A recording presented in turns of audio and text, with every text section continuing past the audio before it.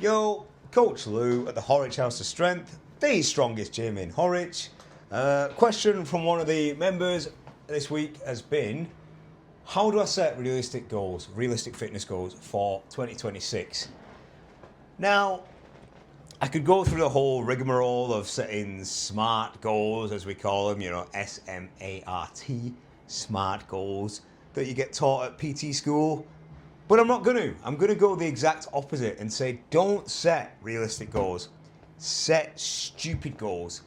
I'm a big fan of kind of going beyond, not beyond realism. I'm not traversing space and time or anything like that.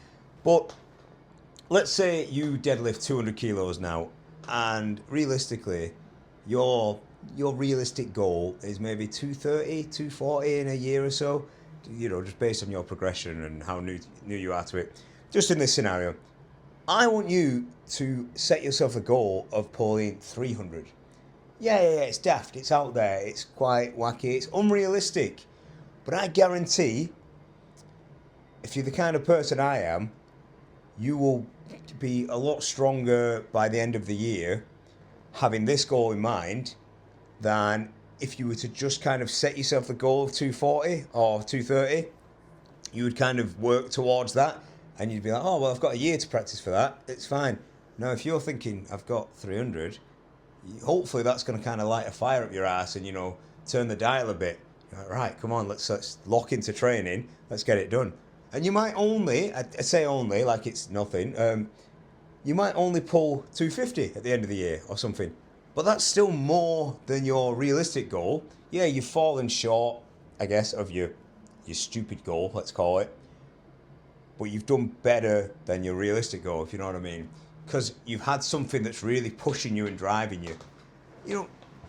There's a few of the members who I've spoke to, and they've not so much fallen out of love or out of touch with training, but they've kind of reached a point now where they've achieved a certain goal or they've done a certain thing and they're kind of feeling a bit lost. Like, what do I do now? Like, do something completely different. Change the goalposts completely. Like, a lot of guys or a lot of trainers, the whole fitness industry, to be fair, overcomplicates training and fitness. Like, getting stronger isn't particularly difficult. What's the word? It's simple, basically. It's not easy. It is hard, or else everyone would be like 400 kilo pullers. It is hard. You need to do the work, but it's quite simple in terms of training wise. Getting bigger, similarly, quite simple. Again, not easy, but quite simple. So nothing has to be complex. And you can do multiple things at once. You can do, I guess, what we call hybrid training now, which I think that term's been bastardized quite a bit. It's now become high rocks or whatever, basically. That's what people think hybrid training is. It's totally not.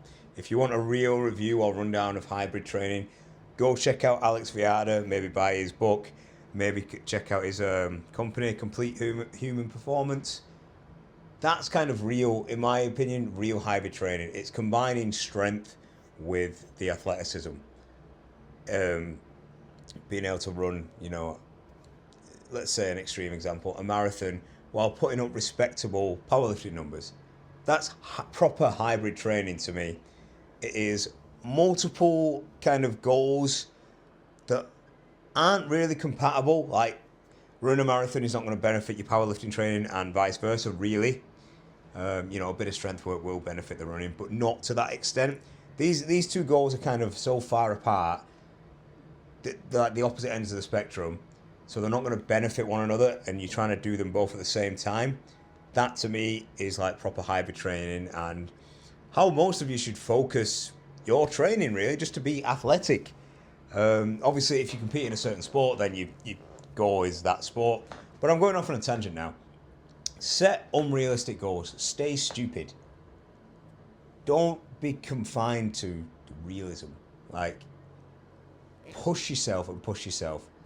If someone says you can't do something, sod them off. They might be right deep down, but you don't need that in your life. You don't need that. You need something to drive you. And if a stupid goal drives you, then pursue it. So even if you know in your head it is daft, like I set myself daft goals all the time. But then again, I thought losing so much, like it's nearly like 30 kilos now that I've lost. Losing that while maintaining strength was kind of like a daft goal, like that can happen. But I've kind of done that, or just the simple concept of me running was quite unrealistic, to be fair, for a long time. And now, I'll regularly do like hour runs. And no, I'm not Mo Farah. I'm not a professional runner. I'm not even a good runner, let's say. But I'm a bit of a runner now. I can run. Yeah.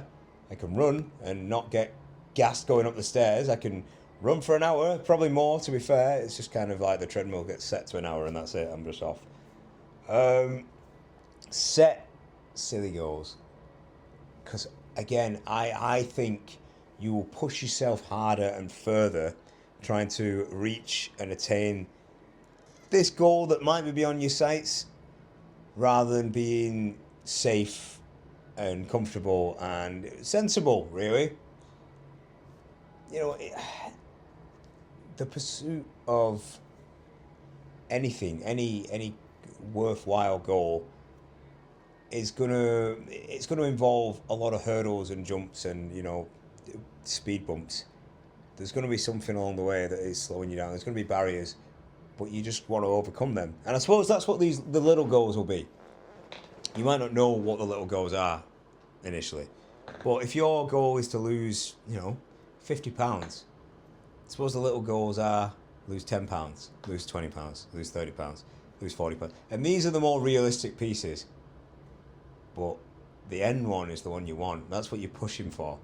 Again, even if you don't reach it, if your goal for the year is to lose 50 pounds rather than to lose 30 pounds, because you need to, because you are, let's say, morbidly obese, obviously I'm not expecting someone who is quite athletic or underweight to have a goal of losing 50 pounds. That's just ridiculous. But say, you've got this goal, losing 30 pounds, bump that number up a bit.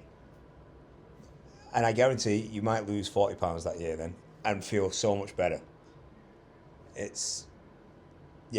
Stay stupid. Have silly goals. That's my advice.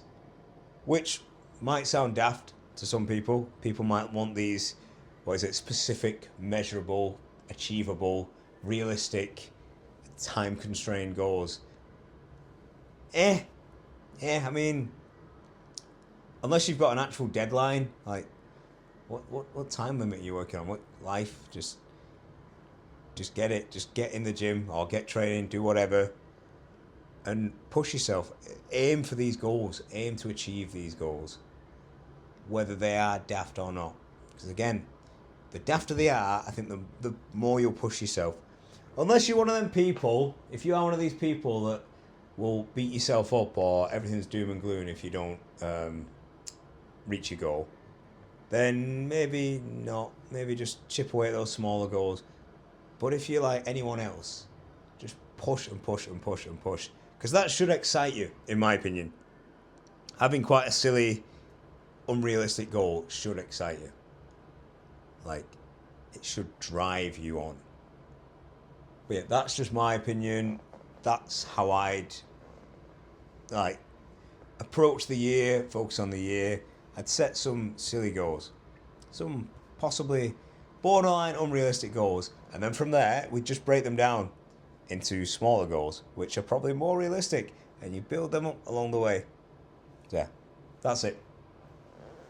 See ya.